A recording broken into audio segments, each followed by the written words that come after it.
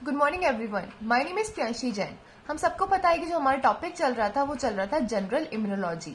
General immunology का part first हम देख चुके हैं, पढ़ चुके हैं। पार्ट फर्स्ट में हमने देखा था कि फेगोसाइटिक सेल्स क्या होते हैं और फेगोसाइटोसिस कैसे होती है। पार्ट सेकंड के अंदर हम देखेंगे जो ये बाकी की रिमेनिंग मैकेनिज्म है, कहाँ तक, एंटीबॉडीज के बनने तक। हमारी पूरी स्टोरी चल रही थी कि एंटीजन से स्टोरी स्टार्ट हो रही थी, एंटीबॉडीज पे आके स्टोरी खत्म हो रही थी। तो इस स्टोरी का जो दो फर्स्ट पार्ट थे, फेगोसाइटिक सेल्स और फेगोसाइटोसिस, ये हम पार्ट फर्स्ट में पढ़ चुके हैं। अब जो बाकी के पार्ट हैं कि इन सब चीजों के क्या रोल होते हैं इस जनरल इम्यूनोलॉजी के अंदर, वो सब हम इस पार्ट के अंदर समझेंगे। अब देखिए, जो ये जनरल इम्यूनोलॉजी टॉपिक है ना, वो आप लोगों के लिए एक बहुत इंपॉर्टेंट टॉपिक है। इंपॉर्टेंट क्यों है? क्योंकि मैं आपको एक गारंटी दे सकती हूँ कि इस पार्ट फर्स्ट और पार्ट सेकंड को पढ़ने के बाद, अच्छे से समझने के बाद, आप माइक्रोबायोलॉजी के क्वेश्चन पेपर के अंदर काफी सारे क्वेश्चंस अटेंड कर सकेंगे। जैसे अगर क्वेश्चन आया एंटीजन पे, फेगोसाइटिक सेल पे, फेगोसाइटोसिस पे, एपीसीज पे, टी सेल्स पर, बी सेल्स पर, हेल्पर टी सेल पर, साइटोटॉक्सिक टी सेल पे, MHC molecules, plasma cells, antibodies, या फिर कोई भी माइक्रो ऑर्गेनिज्म।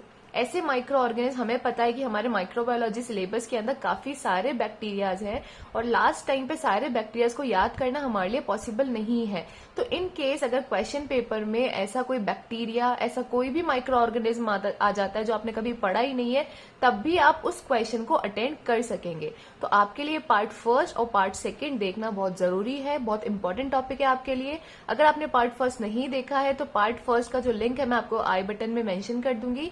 तो पार्ट सेकंड हम स्टार्ट करते हैं। पार्ट सेकंड को देखने के बाद आप समझ जाएंगे कि सारे क्वेश्चंस आप कैसे अटेंड कर सकोगे। सो स्टूडेंट्स, लास्ट क्लास में हमने देखा था कि फेगोसाइटोसिस क्या होती है। फेगोसाइटोसिस हमने देखा था, फेगोसाइटोसिस के अंदर इंजेक्शन होता है, ब्रेकडाउन होता है, फिर एक्सक्रीशन होता है एंटीजन का, राइट। लास्ट में हमने क्या देखा था कि ये पूरी फेगोसाइटोसिस होने के बाद बैक्टीरिया आ रहा था। बैक्टीरिया का क्या हो रहा था, छोटे छोटे टुकड़ों के अंदर उसको ब्रेक डाउन कर रहा था एक फेगोसाइटिक सेल। ये क्या थे, ब्रेक डाउन मतलब लास्ट के प्रोडक्ट थे, जिसे हम कहते हैं रेजिडुअल बॉडी, बची कुची जो बॉडी थी। ब्रेकडाउन होने के बाद जो बची कुची बॉडी थी उसे कहा गया था रेसिडुअल बॉडी ऑफ बैक्टीरिया। अब हमने लास्ट में ये देखा था कि अगर ये रेसिडुअल बॉडी टूटने के बाद भी, टुकड़े होने के बाद भी, अगर ये हमारी बॉडी के लिए हार्मफुल नहीं है, टूटने के बाद अगर ये हमारी बॉडी के लिए हार्मफुल नहीं है, तो इस बची कुची बॉडी को ये फेगोसाइटिक सेल बाहर एक्सक्रीट आउट कर देगा, फिर हमारी जो बॉडी है वो उसको फर्दर एक्सक्रीट आउट कर देगी। बट अगर इन केस ये जो रेसिडुअल बॉडी है ये अभी भी हार्मफुल है, ये हमारी बॉडी के लिए अभी भी खतरनाक है, तो ये फेगोसाइटिक सेल इसे ब्लड में रिलीज नहीं करेगा, क्योंकि ब्लड में रिलीज कर दिया तो ये और भी बाकी के ऑर्गन्स को इफेक्ट कर सकता है। ठीक है, तो ये क्या करेगा, इसे, ये एक फेगोसाइटिक सेल फिर बन जाएगा एपीसी। समझ आया? अगर ये हार्मफुल नहीं है तो ये इसको एक्सक्रीट आउट कर देगा, बट अगर ये अभी भी हार्मफुल है, हमारे लिए खतरनाक है, तो ये इसको बाहर एक्सक्रीट आउट नहीं करेगा, ये एक फेगोसाइटिक सेल बन जाएगा, एपीसी बन जाएगा। अब एपीसी बनने के बाद क्या होगा वो हम देखेंगे। सो हमारी जो नेक्स्ट मैकेनिज्म है वो है मैकेनिज्म ऑफ एपीसी सेल, कि एपीसी सेल कैसे काम करता है। अब देखिए, ये वही मैक्रोफेज है, वही फेगोसाइटिक सेल है जो हमने अभी पढ़ा है। ये फेगोसाइटिक सेल, ये जो रेसिडुअल बॉडी थी ये अभी भी हार्मफुल है, तो ये फेगोसाइटिक सेल क्या बन गया, अब एक एंटीजन प्रेजेंटिंग सेल बन गया। इसलिए मैक्रोफेज के दो फंक्शन होते हैं, तो फेगोसाइटिक सेल भी होता है, फेगोसाइटोसिस भी करता है, और एक एपीसी भी होता है। ठीक है, लेकिन ये एपीसी कब बनेगा, जब ये रेसिडुअल बॉडी हार्मफुल होगी। तो ये वही बची कुची बॉडी है रेसिडुअल बॉडी बैक्टीरिया की। अब क्या होगा नेक्स्ट, कि इसके पास मैक्रोफेगोसाइटिक सेल के पास, या फिर क्या हो एपीसी सेल के पास जो न्यूक्लियस है, इस सेल के पास जो न्यूक्लियस है, इस न्यूक्लियस से रिलीज होगा मॉलिक्यूल, जिसे कहा जाएगा एमएचसी सेकेंड मॉलिक्यूल्स। देखिए, इसके अंदर होता क्या है कि ये जो रेसिडुअल बॉडी है, इसने पहले, इस सेल ने क्या करा, इसका फेगोसाइटोसिस करा। ठीक है, फेगोसाइटोसिस करने के बाद भी इस बैक्टीरिया को ये खत्म नहीं कर सका, तो इसको मैक्रोफेज को क्या चाहिए, किसी और सेल की हेल्प चाहिए। तो ये हेल्प करने के लिए, इसको हेल्प कैसे लेगा ये किसी से हेल्प, अभी इसके जो एंटीजन है ये इसकी बॉडी के अंदर प्रेजेंट है, तो बाहर वाली सेल इसकी हेल्प नहीं कर सकती। बाहर वाली सेल को नहीं पता है कि इसकी बॉडी में क्या प्रेजेंट है, तो ये मैक्रोफेज क्या करता है, ये जो एंटीजन होता है ना, इसे बाहर रिप्रेजेंट करता है। ठीक है, जिससे ये बता सके कि मेरे पास ये एंटीजन है और मैं इसको खत्म नहीं कर पा रहा, मुझे तुम्हारी हेल्प की जरूरत है। तो ये क्या करेगा, इसको बाहर रिप्रेजेंट करना पड़ेगा, तभी तो दूसरा जो सेल है वो देख पाएगा कि हाँ यहाँ पे एक एंटीजन है। तो ये क्या करता है, इसको रिप्रेजेंट करता है बाहर की, ये मेरे बस की नहीं है, मैं इसे नहीं खत्म कर सकता, तुम्हें मेरी हेल्प करनी पड़ेगी। तो यहाँ से ये एक मॉलिक्यूल को रिलीज करता है जिसका नाम होता है एमएचसी सेकेंड मॉलिक्यूल। फिर क्या होता है, ये एमएचसी, ये जो एंटीजन होता है बैक्टीरिया का, जो ये टुकड़े हैं, ये जो है ये इस एमएचसी सेकेंड मॉलिक्यूल्स पे आके बाइंड हो जाते हैं और एक कॉम्प्लेक्स बना लेते हैं। फिर ये कॉम्प्लेक्स कहाँ जाता है, बाहर इसकी मेम्ब्रेन के ऊपर जाके रिप्रेजेंट हो जाता है। इसलिए इसे क्या कहा जाता है, एंटीजन प्रेजेंटिंग सेल, की एंटीजन को प्रेजेंट करता है बाहर किसी दूसरे सेल को। ये यहाँ पे आके प्रेजेंट कर दिया। अब यहाँ पे एक एंटीजन प्रेजेंट हो गया बाहर, जो ये ब्लड में ही तो हो रहा है सारा, तो बाहर जो बाकी की सेल्स घूम रही हैं, टी सेल्स बी सेल्स सारी ब्लड के अंदर ही हैं, तो जैसे ये बाहर रिप्रेजेंट हो जाएगा, टी सेल को यहाँ दिख जाएगा कि यहाँ पे कोई एंटीजन को रिप्रेजेंट करा गया है। अब देखिए इंपॉर्टेंट चीज क्या है कि अगर एंटीजन को एमएचसी सेकेंड मॉलिक्यूल पर रिलीज करा जाता है, कौन से टाइप का, एमएचसी सेकेंड, दो टाइप के होते हैं, एमएचसी फर्स्ट और एमएचसी सेकेंड। अगर एमएचसी सेकेंड टाइप पे इसको रिप्रेजेंट करा जाता है तो यहाँ पे आके टी सेल बाइंड होती है, लेकिन कौन सी वाली, CD4 सेल्स आके बाइंड होती हैं। ये इंपॉर्टेंट चीज है कि अगर एंटीजन एमएचसी सेकेंड मॉलिक्यूल पे रिप्रेजेंट होगा तो यहाँ पे आके टी सेल बाइंड होंगी, लेकिन कौन सी वाली, CD4। दो टाइप की होती है, CD4 एंड CD8। तो यहाँ पे कौन सी आके बाइंड होगी, CD4 टी सेल्स आके बाइंड होगी, जिसे हम हेल्पर टी सेल्स भी कहा जाता है। अभी यहाँ पे आके बाइंड हो जाएगी किसके थ्रू, यहाँ पे जो ये होता है ना, इसे कहते हैं TCR, टी सेल रिसेप्टर्स। तो TCR के हेल्प से ये टी सेल्स इस वाले एंटीजन से आके बाइंड हो जाएगी। इससे पता लग जाएगा कि यहाँ पे एक एंटीजन है और मुझे इसको अब खत्म करना है, क्योंकि मैक्रोफेज नहीं कर पाया तो अब मेरा स्टेप है इसको खत्म करने का। टी सेल क्या इसका नाम क्या है, एक हेल्पर टी सेल। ये बस हेल्प कर सकती है, ये इसको मार नहीं सकती, सिर्फ हेल्प कर सकती है। हेल्प कैसे करेगी, ये टी सेल को भी पता है कि मैं इसे खत्म नहीं कर सकता, तो ये दूसरे ल्यूकोसाइट की हेल्प लेगी। दूसरा ल्यूकोसाइट कौन सा है, बी सेल, और हमें पता है कि दूसरे ल्यूकोसाइट तक इसको अगर मैसेज पहुंचाना है तो किसके थ्रू मैसेज जाते हैं, इंटरल्यूकिन्स के थ्रू। दो अगर ल्यूकोसाइट्स एक दूसरे से बात करते हैं तो इंटरल्यूकिन को रिलीज करते हैं। तो इस टी सेल को हेल्प चाहिए बी सेल की, तो यहाँ से रिलीज कर देगी इंटरल्यूकिन्स को। यहाँ पे जो इंटरल्यूकिन रिलीज होते हैं वो होते हैं 4 और 5। तो यहाँ पे इंटरल्यूकिन रिलीज हुआ, केमिकल ये मैसेज लेके गया बी सेल्स के पास कि CD4 टी सेल ने तुम्हें एक मैसेज दिया है, तुम्हारी हेल्प की जरूरत है उस एंटीजन को खत्म करने के लिए। इसे जैसे ही मैसेज मिल जाएगा कि यहाँ पे जैसे ही केमिकल आ जाएंगे इंटरल्यूकिन 4 और 5, इसे मैसेज मिल जाएगा। जैसे ही इसे मैसेज मिल जाएगा ये बी सेल्स कन्वर्ट हो जाएंगी प्लाज्मा सेल और मेमोरी सेल्स के अंदर, दो सेल्स के अंदर ये कन्वर्ट हो जाएगी। अब जो ये प्लाज्मा सेल्स हैं ये बनाएंगी एंटीबॉडीज, और ये मेमोरी सेल्स का क्या काम है कि मेमोरी सेल्स मेमोराइज करके रखती है, याद करके रखती है कि ये इन्फेक्शन मुझे पहले भी हो चुका है। जो हम प्राइमरी सेकेंडरी इन्फेक्शन पढ़ते हैं ना कि मेमोरी सेल्स भी होती है, मेमोरी सेल्स का ये काम होता है कि मेमोराइज करके रखती हैं कि मेरे को ये इन्फेक्शन पहले भी हो चुका है, तो जब वापस ये इन्फेक्शन होता है तब एंटीबॉडीज जल्दी बन जाती हैं।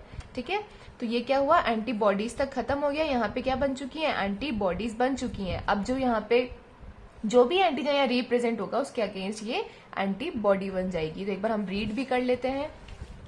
तो मैकेनिज्म क्या रही है इसकी कि if residual body is harmful for human body then phagocytic cell convert into antigen presenting cell.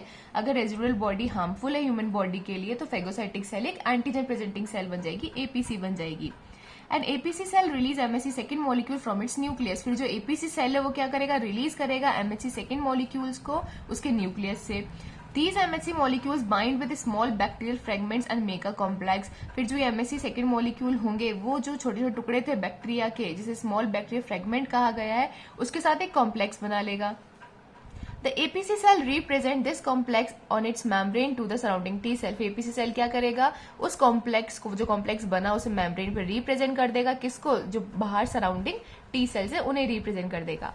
फिर if the antigen fragment bind on MHC second molecule then only surrounding CD4 T cells will bind with this complex। इसका मतलब क्या है कि वो अगर antigen जो antigen fragment है वो MHC2 मॉलिक्यूल पे अगर बाइंड करा गया है तो वहां पे कौन सी सेल्स आएंगी, CD4 T सेल्स आके बाइंड होंगी।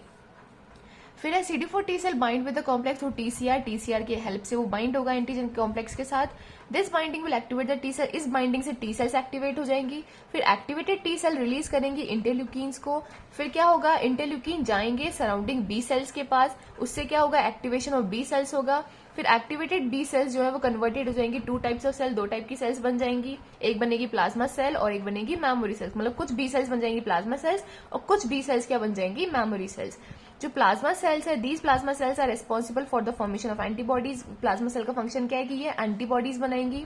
और जो मेमोरी सेल, इसका फंक्शन क्या है कि these memory cells are responsible to memorize the infection. ये मेमोरी सेल्स क्या करेंगी, जो इन्फेक्शन हुआ उसे मेमोराइज करके रखेंगी, याद करके रखेंगी। तो देखिए इस टॉपिक के अंदर हमने क्या देख लिया कि एपीसी सेल क्या होता है, हेल्पर टी सेल्स के बारे में हमने देख लिया, CD4 सेल्स को क्या क्या कहा जाता है, हेल्पर टी सेल ही कहा जाता है। तो अगर क्वेश्चन आपका आता है एपीसी सेल पर, हेल्पर टी सेल पर या फिर CD4 सेल्स पर, इन तीनों में किसी पे भी क्वेश्चन आता है तो आप इसको अटेंड कर सकते हैं। अब नेक्स्ट हम पढ़ेंगे कि mechanism of cytotoxic T cell या फिर CD8 सेल का क्या काम होता है।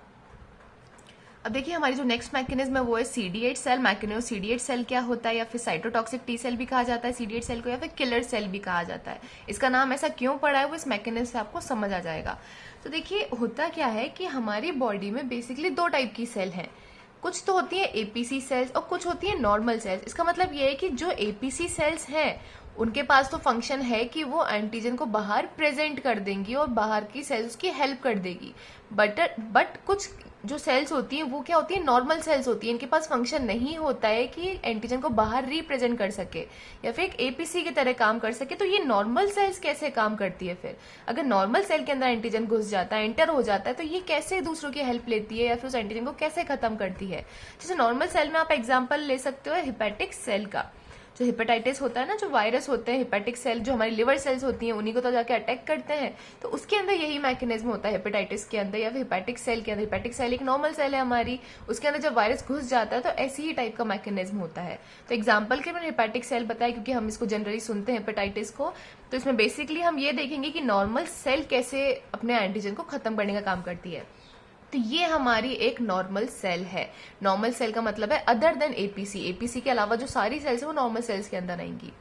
ठीक है, तो क्या होगा कि इसके अंदर कोई माइक्रो ऑर्गेनिज्म एंटर हुआ, ठीक है, फिर क्या होगा, इसके पास भी एक न्यूक्लियस है। इसका जो न्यूक्लियस है या फिर कहो जो न्यूक्लियस होते हैं एपीसी सेल्स के अलावा जो सेल्स होते हैं उनके जो न्यूक्लियस होते हैं वो रिलीज करते हैं एमएससी फर्स्ट मॉलिक्यूल को। कौन से molecule, MSC first. APC cell हुए, एपीसी सेल तो किसको रिलीज करते हैं, एमएससी सेकंड को। इसके अलावा एपीसी सेल के अलावा जो सेल्स होती हैं वो रिलीज करती हैं एमएससी फर्स्ट को। तो यहां से रिलीज होगा एमएससी फर्स्ट, वापस वही कॉम्प्लेक्स बनेगा। एमएससी फर्स्ट अपने ऊपर इस माइक्रो ऑर्गेनिज्म को बिठा लेगा, फिर क्या करेगा, इसको ये बाहर रिप्रेजेंट करेगा। ठीक है, अब देखिए आपने मतलब दिमाग में क्वेश्चन आएगा कि बाहर कैसे रिप्रेजेंट कर सकता है, एक एपीसी तो है ही नहीं। लेकिन जो ये एमएससी मॉलिक्यूल्स होते हैं ना, इनकी प्रॉपर्टी होती है बाहर रिप्रेजेंट करने की। तो इसके पास भी एमएससी है तो ये बाहर इसको रिप्रेजेंट कर सकता है।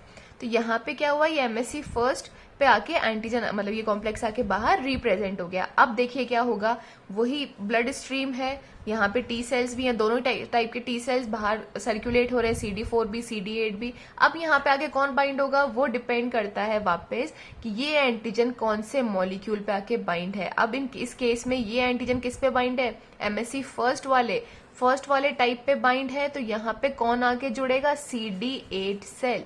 आया समझ कि अगर यहाँ पे एंटीजन तो रिप्रेजेंट है, यहाँ पे नेक्स्ट स्टेप तो टी सेल ही आके बाइंड होगी, बट कौन से टाइप की वो डिपेंड कर रहा है यहाँ पे कौन सा मॉलिक्यूल है। यहाँ पे एमएससी फर्स्ट होगा तो यहाँ पे आके बाइंड होगा CD8 सेल। इसको याद करने का शॉर्टकट ये है कि इन दोनों को मल्टीप्लाई करके यहाँ पे आंसर आना चाहिए 8। जो हमने लास्ट देखा था उसमें क्या था, एमएससी 2 था, उस पे आके कौन बाइंड हो रहा था, CD4। तो इस 4 और 2 को इंटू करोगे तो क्या आएगा, 8।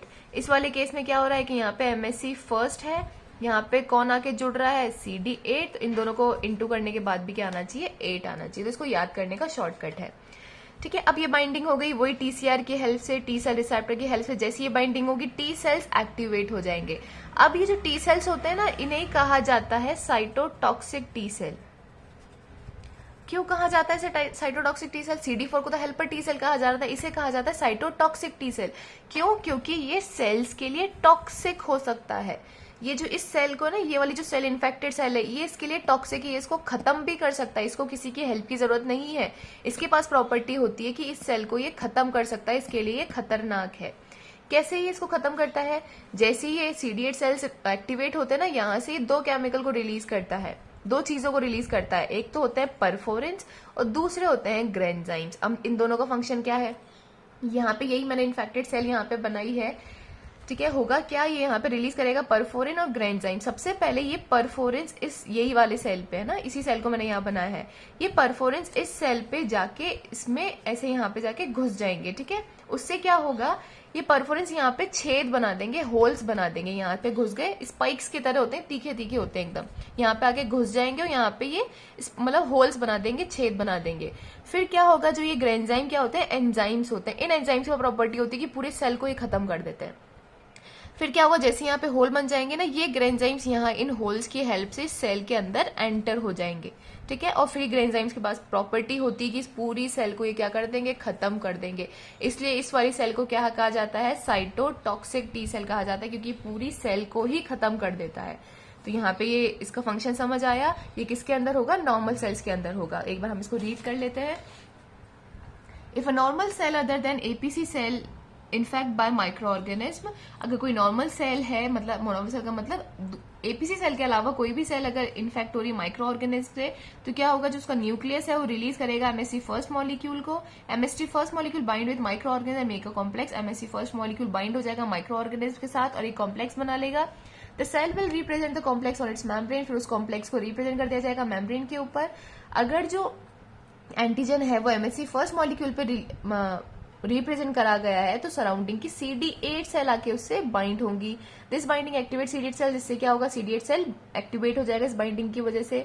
फिर एक्टिवेटेड CD8 सेल रिलीज करेगा परफोरिन्स को और ग्रेन्जाइम्स को। फंक्शन ऑफ परफोरिन, परफोरिन का फंक्शन क्या है, perforin create holes on the infected cell membrane. जो परफोरिन है वो इन्फेक्टेड सेल मेम्ब्रेन की क्या करेगा, वहां पे होल्स बना देगा। ग्रेन्जाइम्स का क्या फंक्शन है, these granzymes act as enzyme, enzyme की तरह काम करते हैं ग्रेन्जाइम। एंजाइम क्या करेंगे, ग्रेन्जाइम्स या एंजाइम्स क्या करेंगे, सेल के अंदर एंटर हो जाएंगे थ्रू द होल्स, होल्स के थ्रू, जो किसने बना है, form by the perforin, perforins बना है।